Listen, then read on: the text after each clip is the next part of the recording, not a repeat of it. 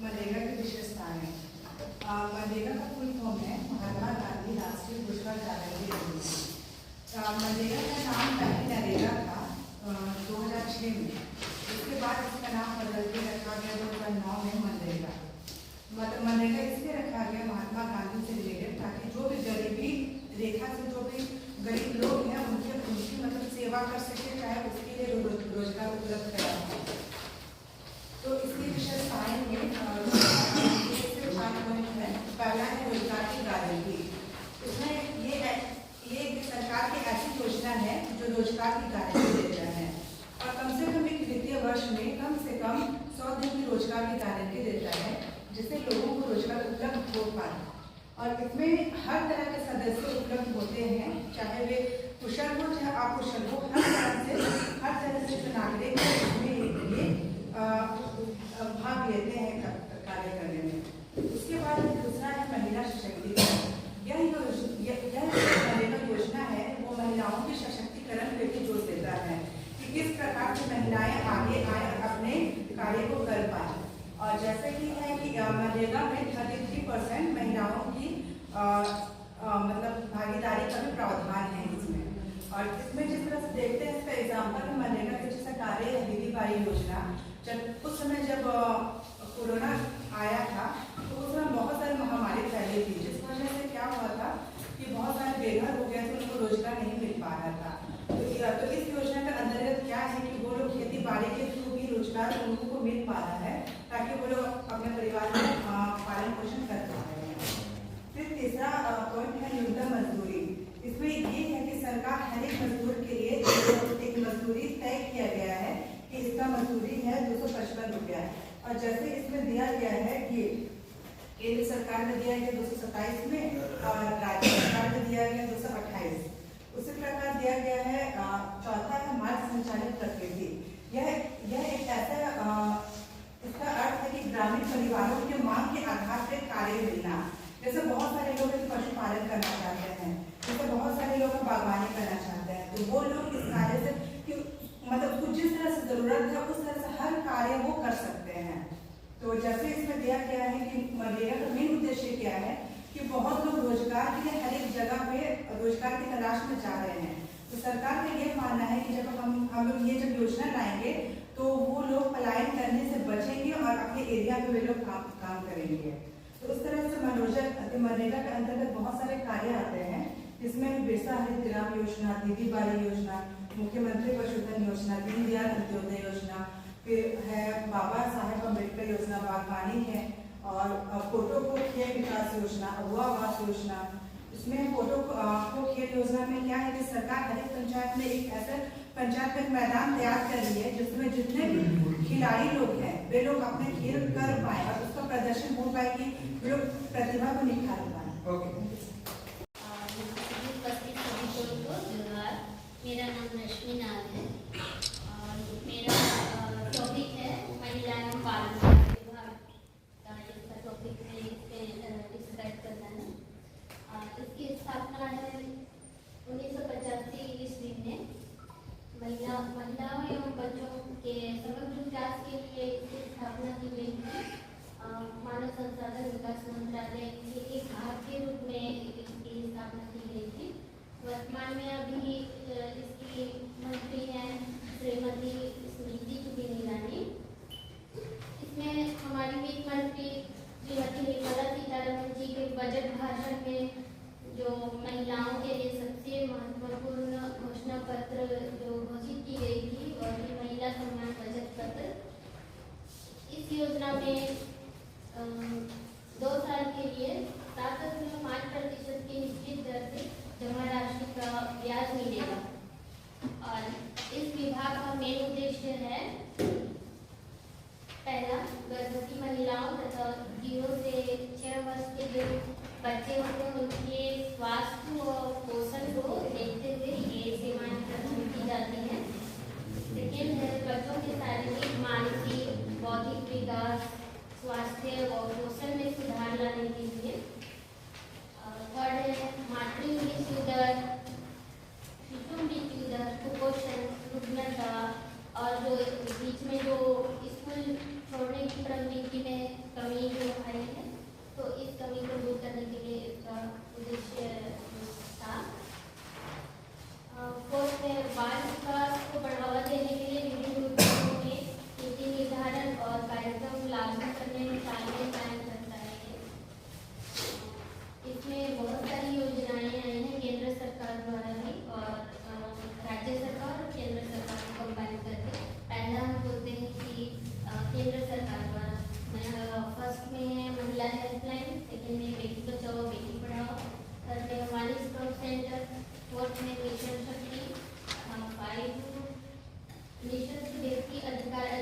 कार्यान्वयन हेतु योजना और भी है, लेकिन अभी इतना ही।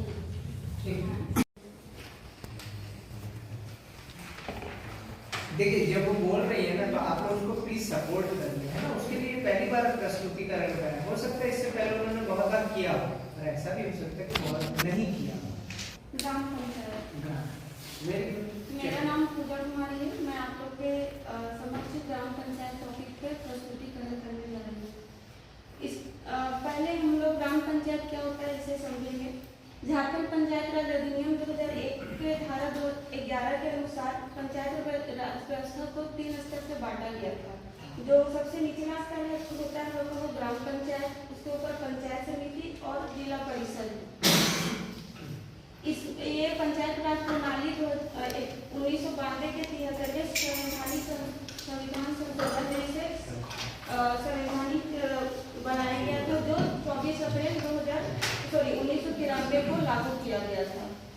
ग्राम पंचायत को हम लोग परिभाषित कर सकते हैं। यह एक पंचायत राज का निचला तत्व होता है जो गांव के कल्याण और विकास को ध्यान में रखकर कार्य करती है। यह एक अस्थायी निकाय है, क्योंकि इसमें जो ग्राम पंचायत के सदस्य होते हैं उनका निर्वाचन होता है 5 साल के लिए सिर्फ। इसका गठन कैसे होता है? इसका गठन होता है लगभग 5000 की जनसंख्या में एक ग्राम पंचायत बनाया जाता है, जिसमें प्रत्येक ग्राम पंचायत में ग्राम सभा सदस्य मिलकर प्रत्येक ग्राम सभा सदस्य द्वारा चुने गए वार्ड सदस्य तथा मुखिया से मिलकर बनता है। इसकी संरचना में मुखिया, उप मुखिया, वार्ड सदस्य और प्रशासनिक अधिकारी के तौर पर पंचायत सचिव नियुक्त होते हैं। इसका उद्देश्य जो होता है, ग्राम पंचायत का मुख्य उद्देश्य है वो गांव के आर्थिक विकास और सामाजिक न्याय के लिए काम करता है। झारखंड पंचायत राज अधिनियम 2001 की धारा 75 के अनुसार ग्राम पंचायत के बहुत सारे कार्य हैं, खत्म कीजिए, कंक्लूड करिए। निम्नलिखित कार्य है, जिसमें सामान्य कार्य ग्राम पंचायत के विकास के लिए वार्षिक योजनाओं एवं बजट को तैयार करता है।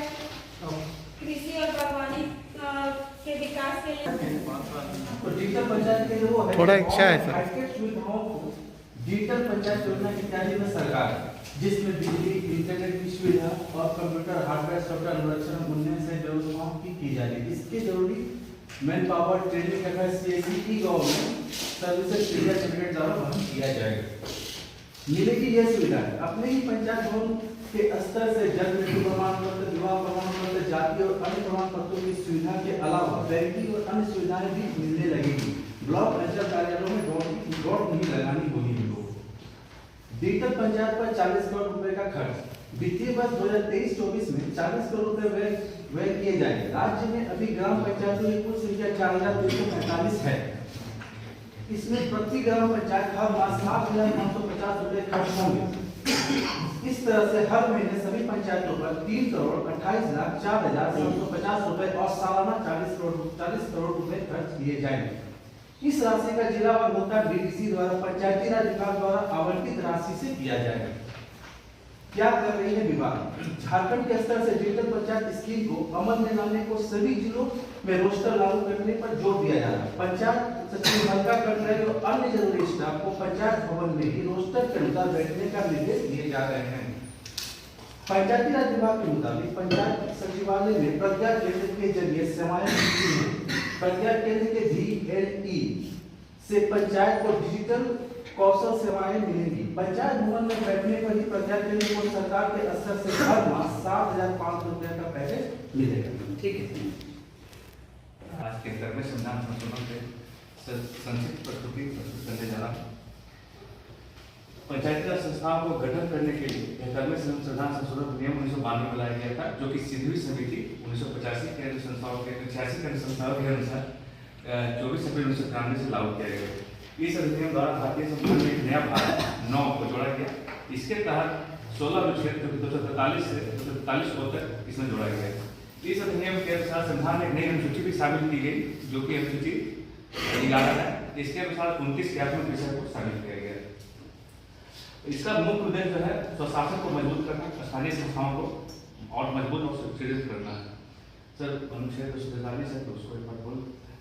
इसके अनुसार जो अनुच्छेद 243 जोड़ा गया तो उसके अनुसार अनुच्छेद 243 जिसमें कि पंचायत की परिभाषा है, अनुच्छेद 243 का 1 इसमें ग्राम सभा, अनुच्छेद 243 का B इसमें ग्राम सभा का गठन, 243 का C इसमें ग्राम सभा के सदस्य, 243 का D इसमें ग्राम स्थानों का आरक्षण, E इसमें कि कार्यकाल प्रति 5 वर्ष होता है, F जिसमें क्वालिफिकेशन की बात की गई है सदस्यों की, G में शक्ति उत्तरदायित्व की बात की गई है, H में जो है टैक्स की बात की गई है, कर की बात की गई है, I में राज्य पंचायतों के लिए राज्य आयोग की बात की गई है, J में सर ऑडिट की बात की गई है, अंकेक्षण की जिसकी बात करता है, के में जो है निर्वाचन की बात की गई है, एल में जो है संघ क्षेत्रों में मतलब यूनियन टेरिटरी में लागू करने की बात की गई है, ठीक है। एम में इस बात को तत्व में लागू ना होना, एन में पंचायतों का बना रहना और लास्ट में जो है इसमें निर्वाचन संबंधी मामलों में कोई भी न्यायालय में इसमें हस्तक्षेप नहीं होगा। अच्छा आज मैं ग्राम पंचायत विकास योजना के 29 विषयों के बारे में बताऊंगा। इससे पहले बताने से पहले आप लोगों को थोड़ा सा इतिहास में ले चलता हूँ। पंचायती राज अधिनियम 1992 टॉपिक क्या है? ग्राम पंचायत विकास योजना के 29 विषय। पंचायती राज अधिनियम 1992 में बना था, जो कि 73वां संविधान संशोधन करके बनाया गया था। 1992 से पहले पंचायती राज को कोई विशेष अधिकार प्राप्त नहीं था। 1992 में यह संशोधन करके 73वां संविधान संशोधन करके संविधान में एक 11वीं अनुसूची को जोड़ा गया, जिसमें ये 29 विषयों के बारे में उल्लेख है।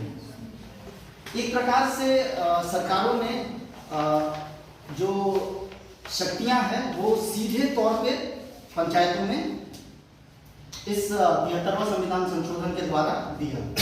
एक प्रकार से बोल सकते हैं जनप्रतिनिधि पंचायत में हैं उनको ये शक्तियां प्रदान की, जो कि 29 विषय हैं। गुड, वेरी गुड, शुरू करें।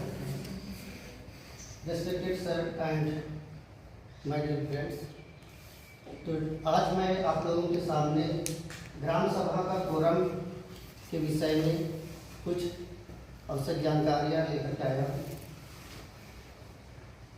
ग्राम सभा क्या है?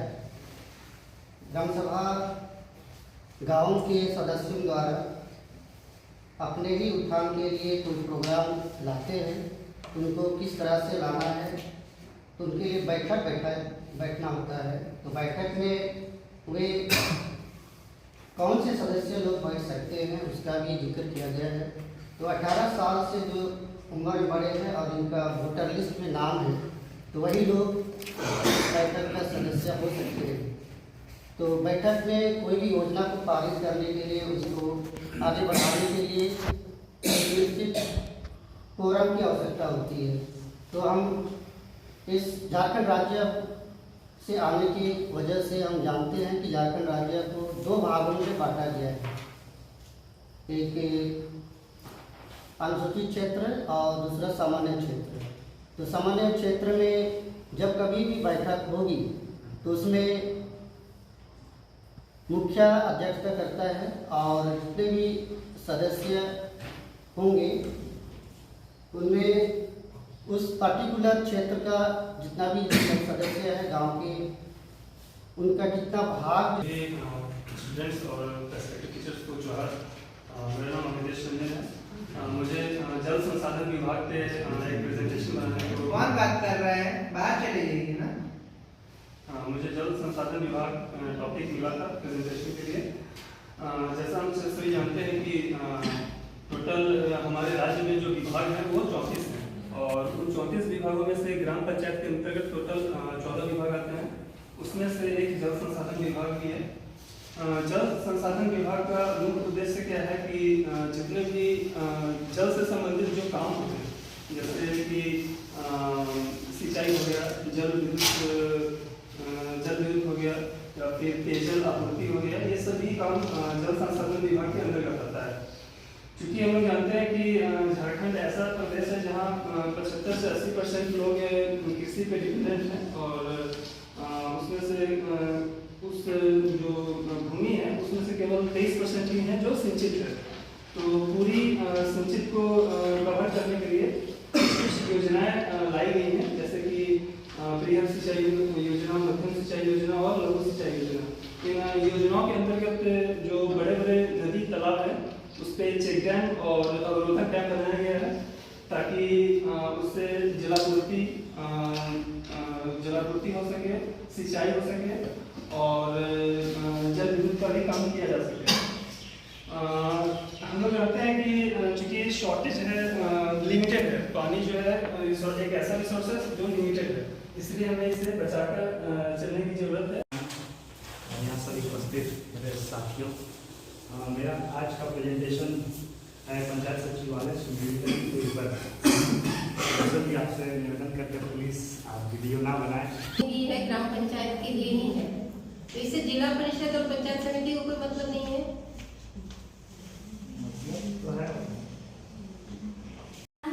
Good morning my all colleagues. आज मुझे खाद्य सार्वजनिक वितरण एवं उपभोक्ता मामले विभाग मिला है। हमारा भारत एक मिश्रित अर्थव्यवस्था का देश है। यहाँ सरकार हमारे कुछ बेसिक ज़रूरतों को पूरा करने के लिए प्रतिबद्ध है।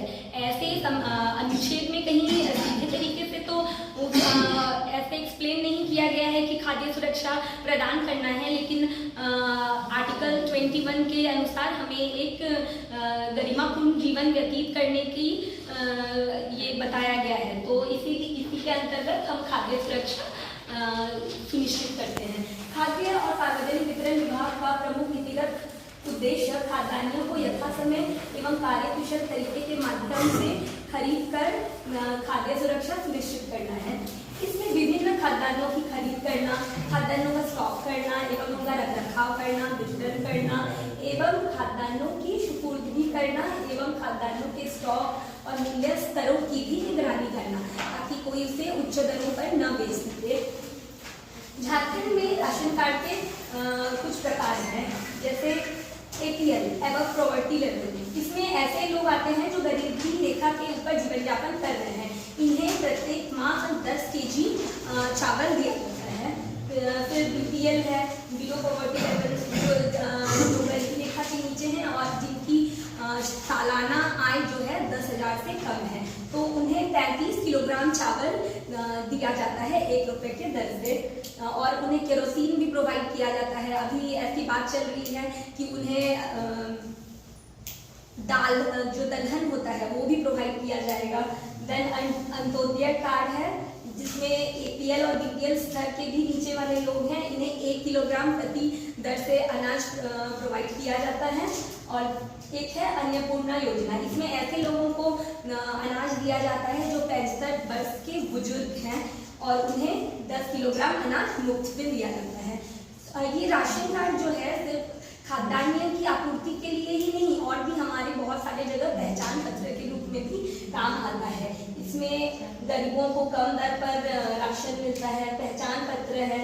इस उज्ज्वला योजना में इसके तहत गैस कनेक्शन दिया जाता है महिलाओं को, ड्राइविंग लाइसेंस, वोटर ID, बिजली कनेक्शन, ये सब के लिए भी हम राशन कार्ड का उपयोग कर सकते हैं। राशन कार्ड का प्रयोग जगह जगह पर प्रमाण पत्र के हिसाब से भी किया जाता है। हम बहुत बार पंचायतों में देखते हैं कि अगर किसी व्यक्ति का कोई भी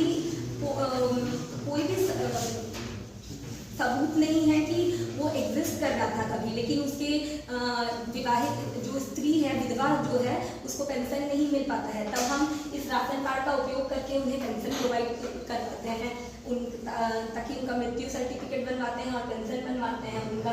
झारखंड पंचायती राज अधिनियम PRA 2001 की धारा 75, 27, 75 का 26 तथा 77 का 25 के प्रावधानों के आलोक में जल वितरण प्रणाली के माध्यम से खाद्यान्न वितरण की निगरानी, पर्यवेक्षण एवं खाद्यान्नों की अधिप्राप्ति के कार्यों में पंचायती राज संस्थाओं को सरकार ने प्रत्यायोजित किया है।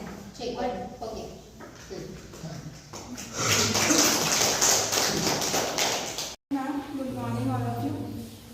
आज का मेरा टॉपिक है स्कूली शिक्षा एवं साक्षरता विभाग। आइए इसकी परिभाषा हम देखते हैं। शिक्षा विभाग शैक्षिक गतिविधियों, कार्यक्रमों, योजनाओं से संबंधित एक बहुत ही महत्वपूर्ण विभाग है जो प्राथमिक शिक्षा, उच्च शिक्षा एवं साक्षरता दर को 100% के लिए निरंतर प्रयासरत है। आइए अब हम जानते हैं इसके उद्देश्यों को। इसका उद्देश्य है संपूर्ण साक्षरता और निरक्षरता को जड़ से मिटाना। इसके तहत कई योजनाएं चलती हैं। क्योंकि हम झारखंड में रहते हैं, इसलिए झारखंड में चलने वाली कुछ योजनाओं के बारे में आज हम देखेंगे, जिसमें से पहला है झारखंड एकलव्य प्रशिक्षण योजना। इसके तहत 3 महीने का प्रशिक्षण दिया जाता है जो निःशुल्क होता है और इस 3 महीने का सरकार भत्ता भी प्रदान करती है। दूसरा है झारखंड मेधावी पुत्र पुत्री छात्रवृत्ति योजना। कक्षा 1 से 8 तक इसमें 5,000 रुपया स्कॉलरशिप यानी छात्रवृत्ति दी जाती है। कक्षा 9 तथा इसके समकक्ष पढ़ने वाले बच्चों को 10,000 रुपया, यूजी और पीजी यानी स्नातक और स्नातकोत्तर में पढ़ने वाले बच्चों को 20,000 रुपया तथा हायर एजुकेशन यानी मेडिकल और इंजीनियरिंग करने वाले छात्रों को 50,000 रुपया दी जाती है। अगला है झारखंड गुरुजी स्टूडेंट क्रेडिट कार्ड योजना। इसके तहत छात्रों को 15 लाख रुपए तक का लोन दिया जाता है, जिसमें से उसका 30% वो अपने मतलब गैर संस्थागत व्ययों में खर्च कर सकते हैं और सरकार इसके लिए सिर्फ 4% ब्याज दर में ये लोन प्रोवाइड करवाती है। अगला है झारखंड निःशुल्क साइकिल वितरण योजना।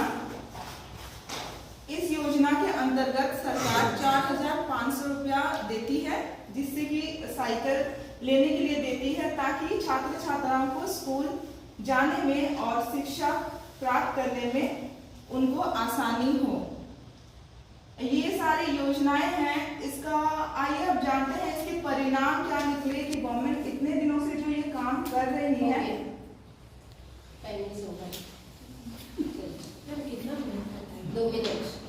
सभी साथियों को गुड मॉर्निंग।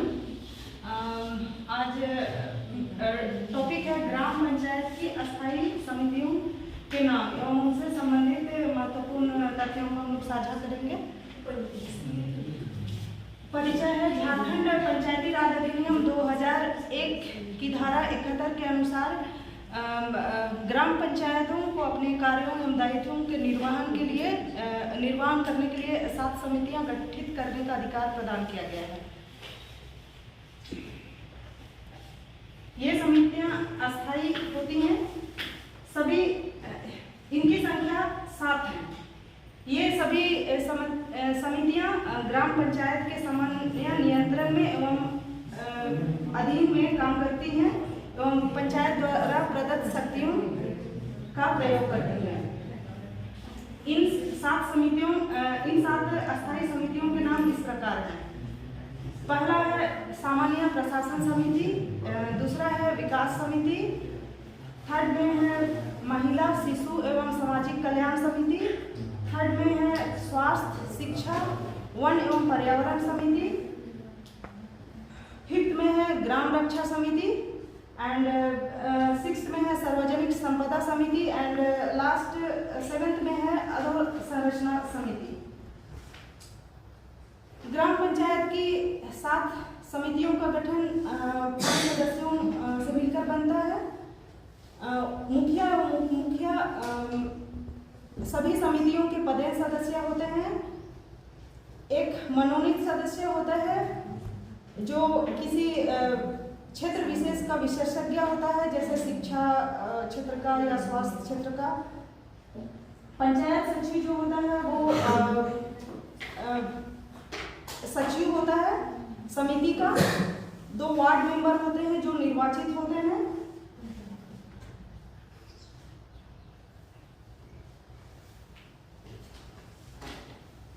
सामान्य प्रशासन समिति का गठन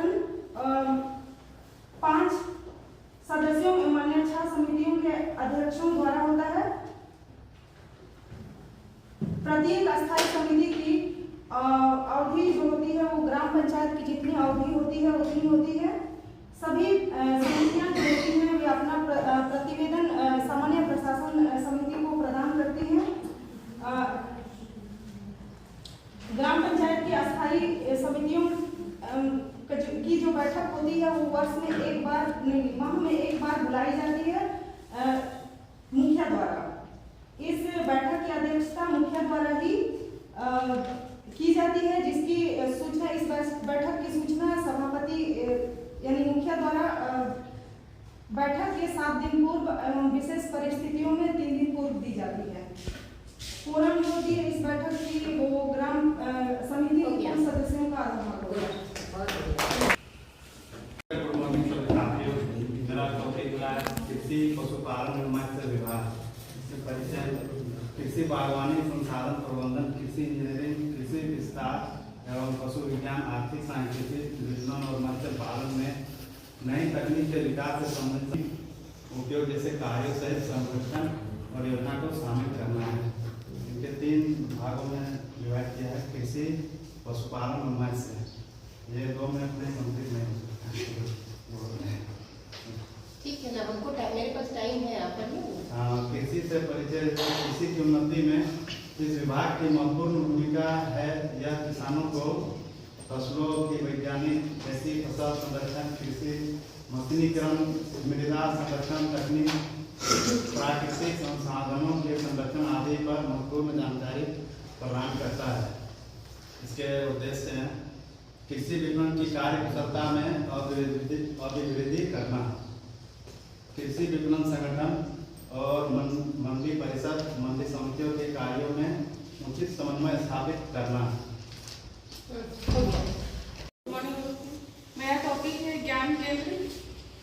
ज्ञान केंद्र का अर्थ पंचायत सचिवालय में एक व्यवस्थित पुस्तकालय की व्यवस्था करना, जिसमें इंटरनेट की सुविधा होगी और इंटरनेट, कंप्यूटर और भी बहुत सारी ज्ञानवर्धक पुस्तकें, जिसमें जिसे पंचायत ज्ञान केंद्र के नाम से जाना जाएगा। इसका उद्देश्य यह है कि पंचायत में ग्रामीण इलाके में शिक्षित बच्चों को शिक्षित करना, युवाओं को शिक्षित करना और उनको निरंतर अध्ययन के लिए उन्हें प्रोत्साहन करना, जिससे ग्रामीण शिक्षा व्यवस्था को मजबूत बनाने में मदद मिलेगी। राशि की बात करें तो झारखंड सरकार ने 2022-23 जो हमारा वित्तीय वर्ष है उसमें 21 करोड़ रुपए, उसमें बजट में कुल 21 करोड़ रुपए का प्रावधान है और प्रत्येक पंचायत में 3 लाख रुपए आवंटित किए गए हैं। और इसकी पंचायत ज्ञान केंद्र की देखभाल के लिए उसमें जो कंप्यूटर, जो इंटरनेट और भी जो कुर्सी टेबल रहेंगे उसकी देखरेख के लिए भी एक लाइब्रेरियन की व्यवस्था की जाएगी, जिसकी मानदेय सरकार द्वारा अलग से उसका मानदेय भी दिया जाएगा। प्रथम चरण में बात किया जाए तो दुमका में प्रथम चरण में जिला के कुल 206 पंचायत में 24 पंचायत को शुरुआती रूप से चुना गया है और पूरे राज्य में बात किया जाए तो 500 ज्ञान केंद्र खोले जाएंगे, जिसमें से हमारा जो मेरा पश्चिमी सिंहभूम है उसमें से प्रथम 5 प्रखंडों को चुना गया है, जिसमें से चक्रधरपुर, मनोहरपुर, मझगांव, सदर चाईबासा और जगन्नाथपुर है। और मैं जिस ब्लॉक में हूँ चक्रधरपुर, उसमें से कुल 5 पंचायतों को चुना गया है, जिसमें से है केरा पंचायत, पदमपुर, सिमिद्री, होयातो, गुलकेरा। तो इसका निष्कर्ष यही है कि ग्रामीण क्षेत्र में जो भी युवा है, खासकर महिला वर्ग जो दूर पढ़ाई के लिए नहीं जा पाती है, तो वो अपने पंचायत भवन घर के पास में अपने विभिन्न प्रतियोगिता परीक्षा की तैयारी कर सकती है और इस योजना का लाभ ले सकती है। और इससे वहाँ पंचायत भवन में लगभग 24 घंटे बिजली और इंटरनेट की सुविधा होगी, जिसका वो लाभ ले सकते हैं और अपने आपको शिक्षित कर सकते हैं। और बहुत good morning friends, today my topic is gram sabha की बैठक। जैसे आप लोग देख सकते हैं हेडिंग में लिखा हुआ है ग्राम सभा की बैठक। इससे पहले मेरे फ्रेंड ने जी ने ग्राम सभा के कोरम के बारे में बता चुके हैं, इसलिए मैंने इनको सम्मिलित नहीं किया इसमें। और इसमें मैंने ग्राम सभा की बैठक के बारे में डायरेक्ट बताना चाहता हूँ। ऐसे ग्राम सभा की हर बैठक के लिए बैठक की जानकारी देने से पहले सूचना दिया जाता है, जिसमें ग्राम सभा की तारीख, समय, स्थान और सभा पर चर्चा किया जाता है और निर्धारित एजेंडा भी इसमें शामिल रहता है, और जो कि बैठक की तारीख से 7 दिन पहले और विशेष परिस्थिति में 3 दिन पूर्व दी जाती है। ठीक है, और बैठक की सूचना किस प्रकार से दी जाती है, इसमें मैंने ड्राइंग के माध्यम से दर्शाने की कोशिश किया है। जैसे कि माइक के जरिए हम लोग सूचना को प्रसार कर सकते हैं, फिर डुबली बजाकर जैसे कि चित्र दर्शाया गया है। और मैंने यहाँ पर पत्र 4 पे इंक्लूड किया है, यहाँ पर आप देख सकते हैं। अगर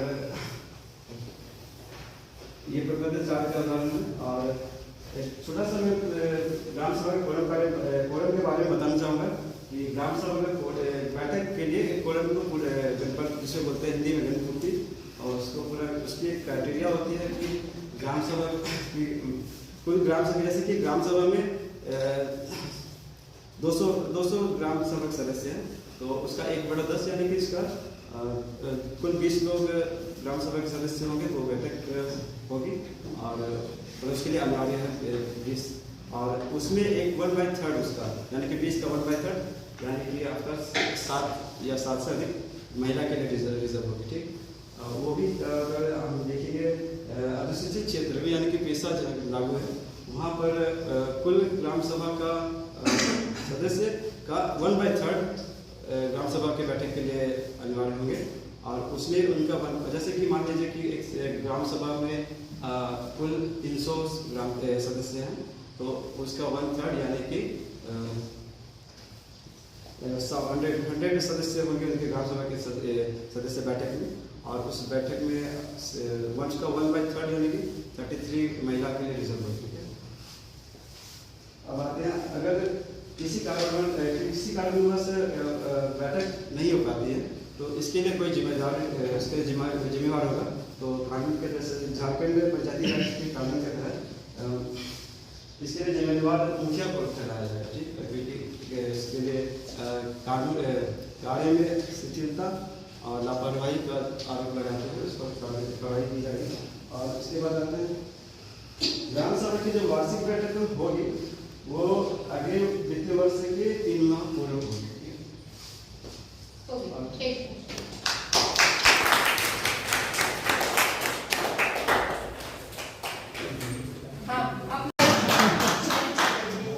नमस्कार, जोहार, मेरा नाम है रजनी कुमारी शर्मा। मैं पंचायत सचिव का प्रशिक्षण ले रही हूँ। इसमें मुझे आज जो सब्जेक्ट मिला है उसका नाम है झारखंड का परिचय। जैसे आप देख सकते हैं, हमारा झारखंड जो है बहुत ही हरा भरा है। झारखंड जो है वो 2 शब्दों से मिलकर बना है, झार और खंड। झार का अर्थ है वन और खंड का अर्थ है प्रदेश या भूमि, यानी झारखंड। झारखंड का जो गठन हुआ था वो बिहार से अलग होकर हुआ था। वो 15 नवंबर 2000 को एक नया राज्य बना जो 28वें नंबर का राज्य है। इसकी राजधानी जो है रांची में है, इसकी उप राजधानी दुमका में है। इसमें बहुत सारी भाषाएं बोली जाती है, लेकिन राजकीय भाषा जो है वो है हिंदी। और इसके अलावा अन्य भाषाएं उर्दू, बंगला, हो, संथाली, मुंडा, पंच परगनिया और खड़िया इत्यादि अन्य सारी भाषाएं हैं। आकार के हिसाब से देखा जाए, जैसा कि आप देख रहे हैं, ये चतुर्भुजाकार है और इसका विस्तार जो है उत्तर से दक्षिण की तरफ 380 वर्ग किलोमीटर, पूर्व से पश्चिम में 463 किलोमीटर है। इनकी भौगोलिक सीमाएं उत्तर में बिहार, दक्षिण में उड़ीसा, पूर्व में पश्चिम बंगाल और पश्चिम में छत्तीसगढ़, पश्चिम उत्तर प्रदेश जो एक ही राज्य गढ़वा से सटता है। इसका क्षेत्रफल जो है 79,714 वर्ग किलोमीटर में है। क्षेत्रफल के हिसाब से यह 15वां स्थान रखता है। भारत के कुल क्षेत्रफल का यह 2.42% है। इनकी ग्रामीण संख्या जो है, ग्रामीण क्षेत्रफल वो 77,922 वर्ग किलोमीटर है, जो पूरे राज्य का 97.95% है। अर्थात झारखंड में ग्रामों की संख्या ज़्यादा है, इसलिए यह यहाँ पर पंचायती राज व्यवस्था की गई है। शहरों की संख्या कम है, क्षेत्रफल कम है 1792, यानी कि भारत के कुल क्षेत्रफल का 2.25% ही है। झारखंड में प्रमंडलों की संख्या 5 है। झारखंड में कुल जिला 24 है। झारखंड में अनुमंडलों की संख्या 45, प्रखंडों की संख्या 263। झारखंड में गांवों की संख्या 32,620 है। झारखंड ग्रामीण क्षेत्रों की अधिकता होने के कारण यहाँ पंचायती राज व्यवस्था है। पंचायती राज व्यवस्था के बारे में जैसे कि आप जानते हैं, इसकी पहली जो है जिला परिषद, पंचायत समिति और ग्राम पंचायत। बहुत अच्छा।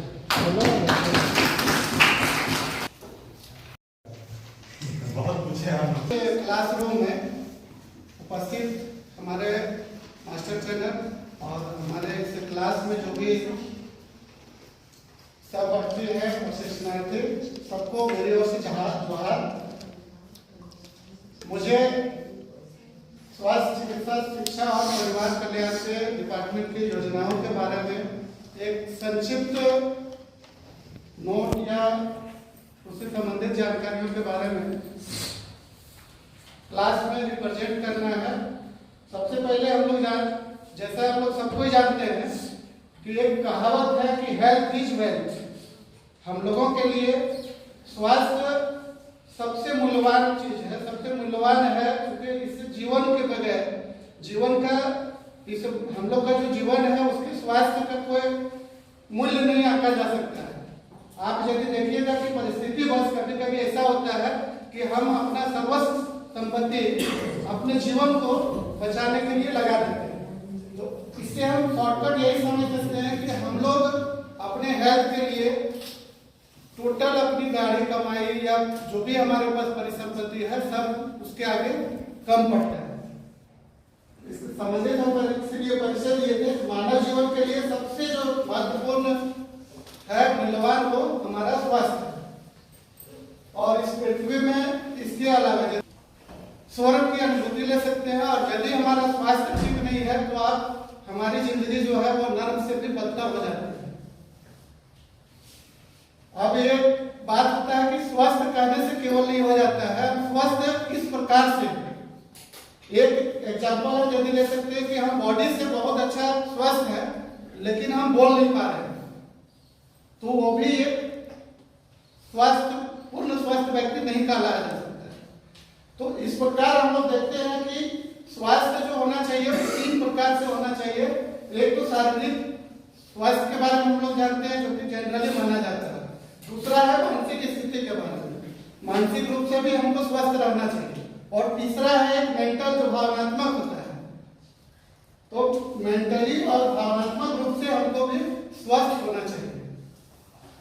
अब है कि सरकार स्वास्थ्य की दिशा में बहुत सारे कार्य कर रही है जिसको हम लोग सभी लोग परिचित हैं। और हम लोग जो इस विभाग के बारे में जो बहुत सारी योजनाओं के बारे में पढ़े हुए थे, उसमें से कुछ महत्वपूर्ण जो योजना था उसके बारे में हम बताना चाहते हैं। सबसे पहले हम लोग राष्ट्रीय ग्रामीण स्वास्थ्य अभियान के बारे में बात करते हैं, जिसको हम लोग कहते हैं नेशनल रूरल हेल्थ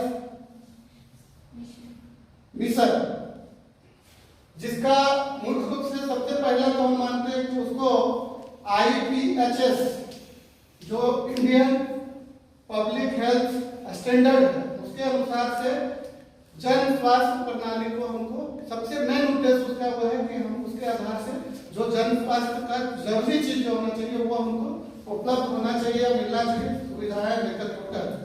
इसके बाद है कि इस अभियान का जो है विशेषता है ग्राम स्वास्थ्य कार्यक्रमों का निर्माण और उसके बारे में प्रशिक्षण कार्यक्रम दिया जाता है। क्योंकि तभी सभी को लोगों को प्रशिक्षण से ही सबको पता चल पाएगा कि हमको क्या क्या चाहिए स्वास्थ्य के लिए। इसके अंतर्गत बहुत सारी योजनाएं भी चलाई जा रही है, जैसे सार्वजनिक टीकाकरण है, उसके अलावा समेकित स्वास्थ्य सेवाओं को उपलब्ध कराने की बात है, स्वास्थ्य सामुदायिक ये स्वास्थ्य केंद्रों की स्थापना, प्राथमिक स्वास्थ्य केंद्रों की स्थापना इसके अंतर्गत आती है।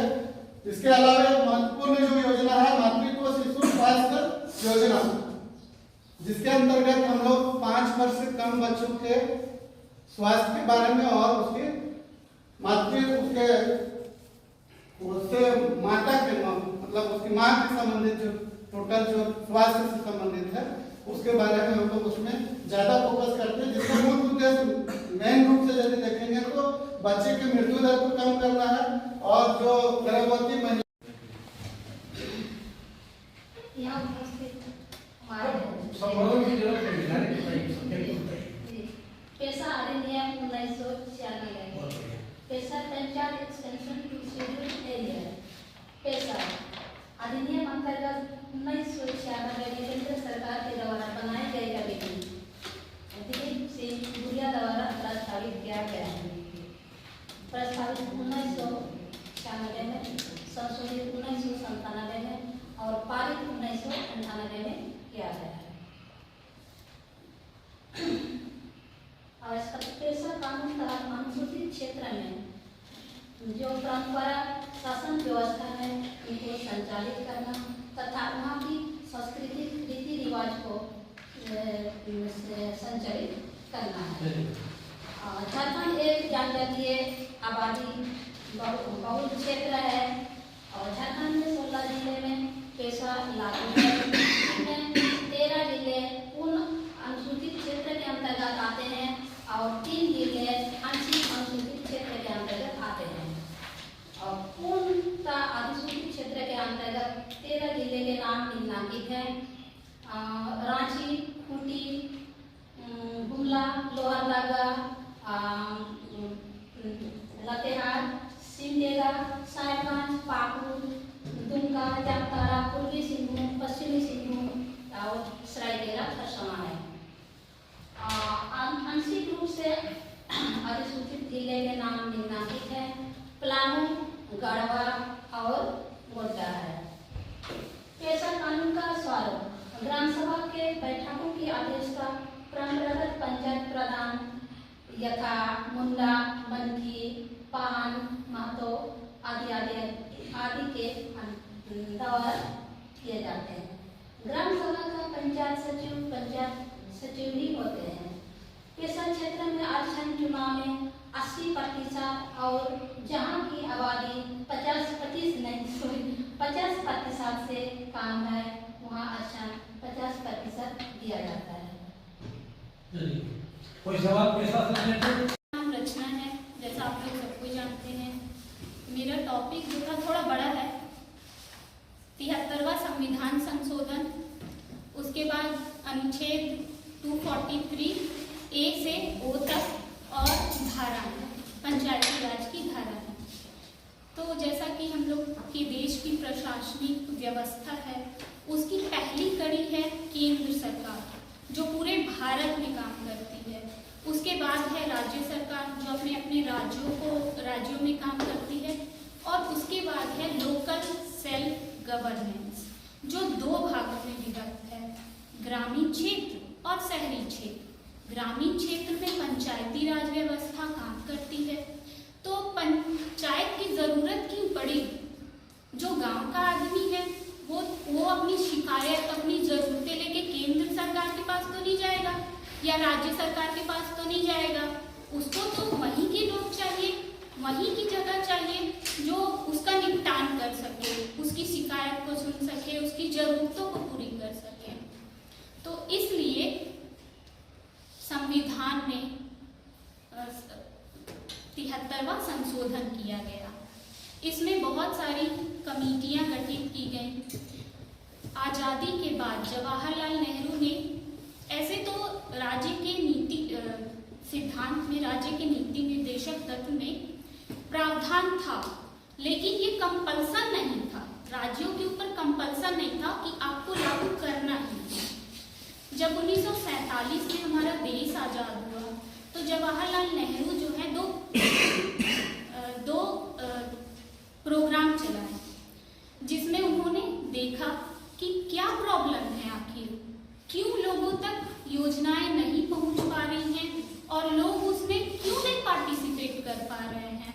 तो उन्होंने कमेटियां बैठाई।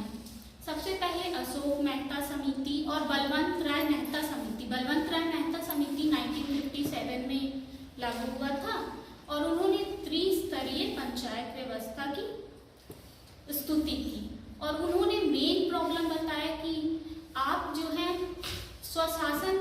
जा रहे हो। मतलब जन विकास के लिए, ग्राम विकास के लिए लोगों की स्तुति, लोगों की प्रस्तुति होना जरूरी है और सत्ता का विकेंद्रीकरण होना जरूरी है। सेंट्रल का क्या काम है? सारी चीजें एक जगह होती हैं और विकेंद्रीकरण का मतलब क्या है? उसको शक्तियों को विभक्त कर देना। तो उन्होंने 3 स्तरीय पंचायती राज व्यवस्था का संस्था किया, जिसमें ग्राम पंचायत, ग्राम स्तर पे, ब्लॉक पे पंचायत समिति और जिला स्तर पे जिला परिषद का प्रावधान किया। बट ये कंपल्सन नहीं था। अभी भी एक सुझाव दिया गया था कमेटी के द्वारा। इसमें बहुत सारी कमेटियां गठित की गई। फिर अशोक मेहता समिति आया, उन्होंने बोला कि 20 लाख से ऊपर जहाँ की जनसंख्या नहीं है वहाँ 2 स्तरीय हो सकता है। ब्लॉक नहीं होगा, ग्राम पंचायत होगी और जिला स्तर होगा। उसके बाद फिर एलन सिंघवी समिति ने कहा कि ऐसे तो ठीक है, लेकिन इसको संवैधानिक दर्जा देना जरूरी है ताकि सारे राज्य जो हैं उसको लागू कर सके। ऐसा नहीं है कि कंपल्सन रहेगा तो लोग लागू करेंगे, राज्य लागू करेंगे, इसलिए उन्होंने कंपल्सन का सुझाव दे दिया। उसके बाद संविधान में 73वां संशोधन किया गया।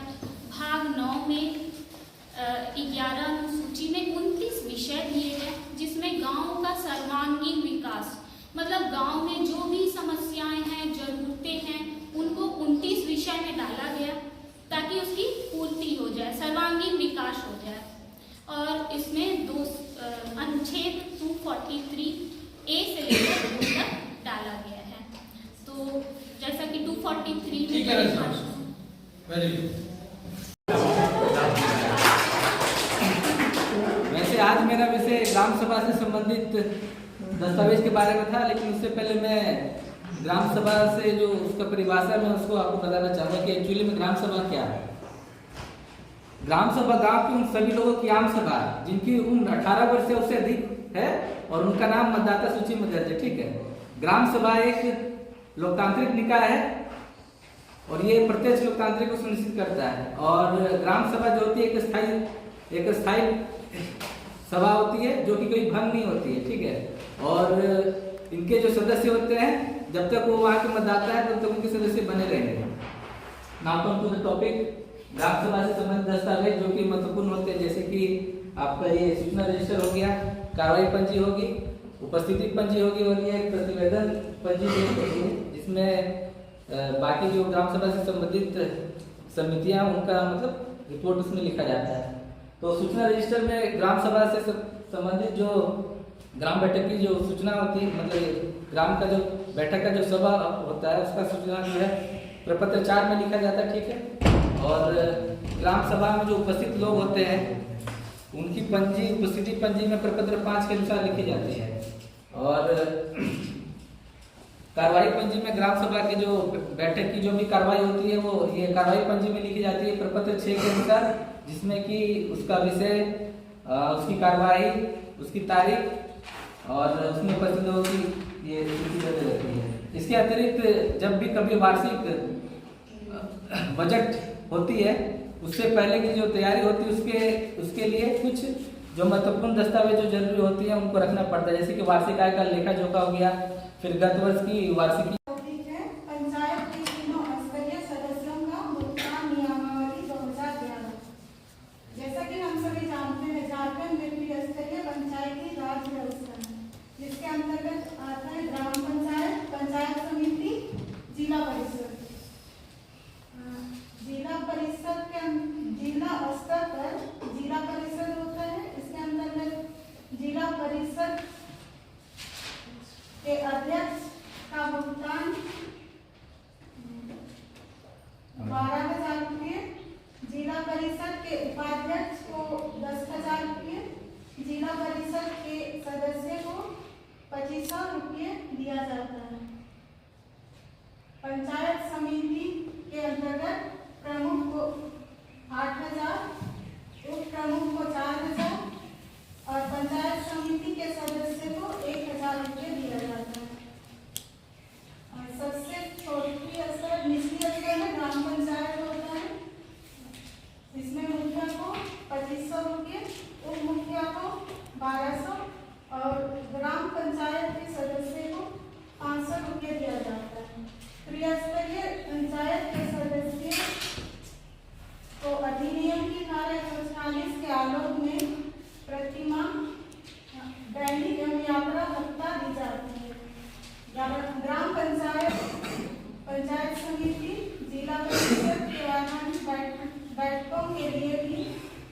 दैनिक भत्ता एवं यात्रा भत्ता का भुगतान किया जाता है। जो दैनिक भत्ता है जो 200 रुपये है और यात्रा भत्ता 10 रुपये।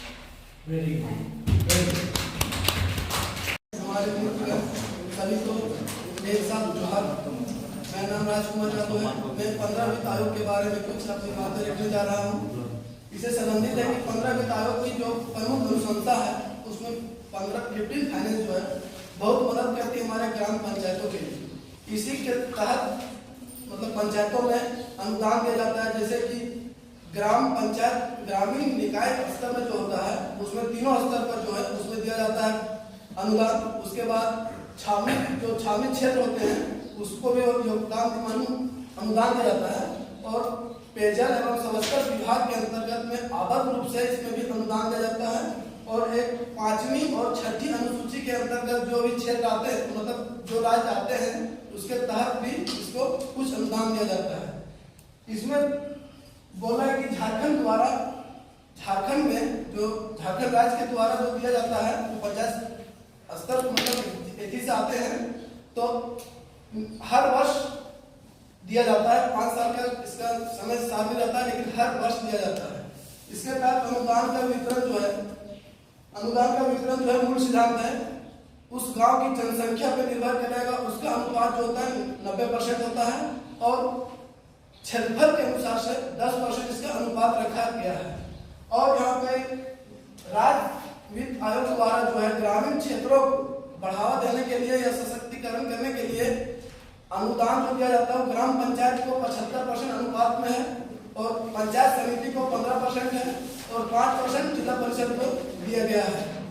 और इसमें जो है राज्य सरकार द्वारा जो किस्त जो है किस रूप में दिया जाता है तो प्रथम किस्त जून माह में दिया जाता है और द्वितीय किस्त वो दिया जाता है अक्टूबर माह में। और इसमें जो है राज्य अगर केंद्र सरकार द्वारा 15 फाइनेंस का पैसा अगर आता है राज्य सरकार के पास तो राज्य सरकार या मतलब प्रोसीजर है कि 10 दिनों के अंदर उसको ट्रांसफर करेगी ग्राम पंचायत को। अगर ट्रांसफर नहीं कर पाती है तो उसको 10 दिन के अंदर अगर उसको ट्रांसफर नहीं कर पाती है तो बाजार के रेट से उस पर ब्याज देना पड़ेगा सेंट्रल को। और इसमें है अनुदान के प्रकार जो है उसका अनुपात देखिए इसमें लिखा गया है कि जो अनुदान के प्रकार उसमें है अनटाइड और टाइड। तो अनटाइड में है 40% दिया जाता है अनुपात और मतलब अनटाइड में जो है जो बना हुआ है उसमें 30% है जिसमें से स्वच्छता में दिया गया है ऑडियो करने के लिए स्वच्छता के लिए 30% और 30% पेयजल एवं जल पुनर्चक्रण और जल संचयन के लिए। बस मैं इतना ही इसमें हमें जानता हूँ और इसके लिए मैं अपनी मांगी trainer and all the panchayat सचिव गुड आफ्टरनून टू ऑल। मेरा टॉपिक है पंचायतों के कृत्य। तो पंचायतों के कृत्य को जानने से पहले हम जानेंगे कि ग्राम पंचायत होता क्या है, तभी वो अपने काम करेगी। तो ग्राम पंचायत भारतीय गांवों में एक बुनियादी शासकीय संस्था है और यह एक राजनीतिक संस्था भी हम इसको कह सकते हैं जो कि गांव की कैबिनेट के रूप में काम करती है। जैसे हमारे भारत सरकार का एक कैबिनेट होता है, मंत्रालय होता है, तो यहाँ इसको मिनी कैबिनेट के रूप में कह सकते हैं। तो गांव के विकास में बहुत सारे कार्य होते हैं गांव की उन्नति के लिए। तो इसके जो विकास के कार्य हैं इनमें ग्राम पंचायत की बहुत बड़ी भूमिका होती है। तो झारखंड पंचायती राज अधिनियम 2001 की धारा 75 के अनुसार ग्राम पंचायत अपनी शर्तों के अनुसार कुछ कृत्य को संपादन करती है, वो कुछ अपने विकास कार्यों में अपना योगदान देती है। जिनमें से कुछ विकास के जो योजनाएं हैं, कुछ पंचायतों के कृत्य है वो हम बताएंगे और इसके साथ भी और भी बहुत सारे ऐसे काम हैं जो पंचायत करती है। तो इनमें से कुछ काम है जो सामान्य कार्य है, जैसे इनका वार्षिक विकास योजनाओं का तैयार करना, उसका बजट बनाना और लोक संपत्ति से अतिक्रमण मुक्त करना, गांव में अनिवार्य सांख्यिकी कार्य का अनुरक्षण, प्राकृतिक संकट या प्राकृतिक आपदा कुछ भी आती है तो उसमें हमारा जो ग्राम पंचायत है वो उसमें एक सहायक के रूप में अपनी भूमिका निभाती है। इसके दूसरे कृत्य में बढ़ावा देना होता है मत्स्य पालन या जो भी पशुपालन है उसको बढ़ावा देना। मत्स्य पालन के विकास की योजना का कार्यान्वयन पंचायत ग्राम पंचायत ही करती है। कृषि संबंधी बहुत सी योजनाएं जो चलती हैं गाँवों में उनका सफल योजना बनाना और उसको क्रियान्वयन करना ये भी हमारा ग्राम पंचायत के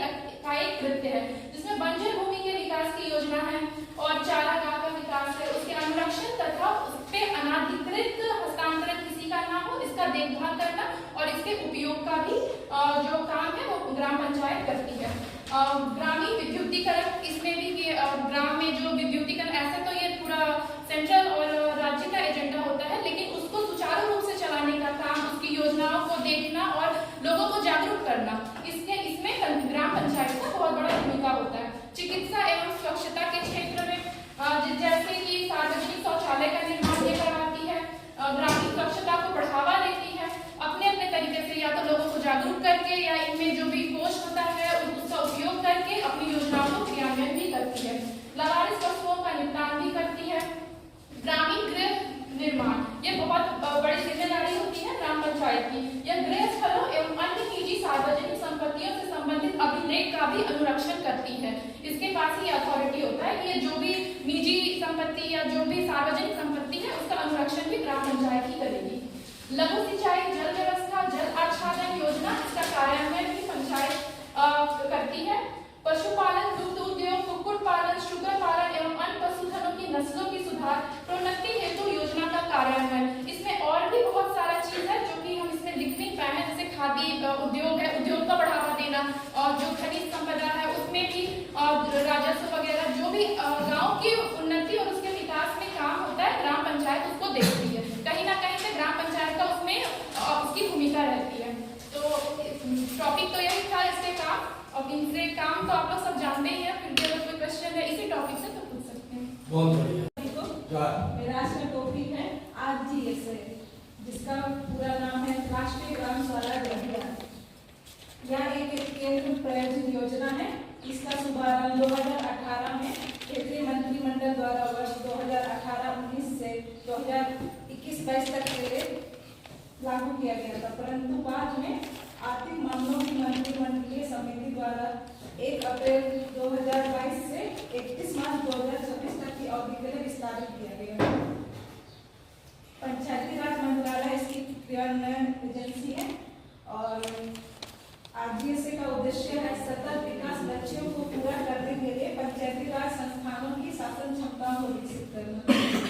कुछ SDGs में आते हैं जैसे कि सभी को ऊंचा उठाना, लैंगिक समानता इत्यादि। और इसके 2 मुख्य घटक हैं, केंद्रीय घटक और राज्य घटक। केंद्रीय घटकों में पंचायतों को प्रोत्साहन देना और ई-पंचायत पर मिशन मोड परियोजना को लागू करना, यानी कि पंचायतों को कंप्यूटरीकृत करना। और राज्य घटक में कौशल निर्माण और प्रशिक्षण गतिविधियों के संस्थागत तंत्र के साथ साथ समिति स्तर पर अन्य गतिविधियों को शामिल करना है।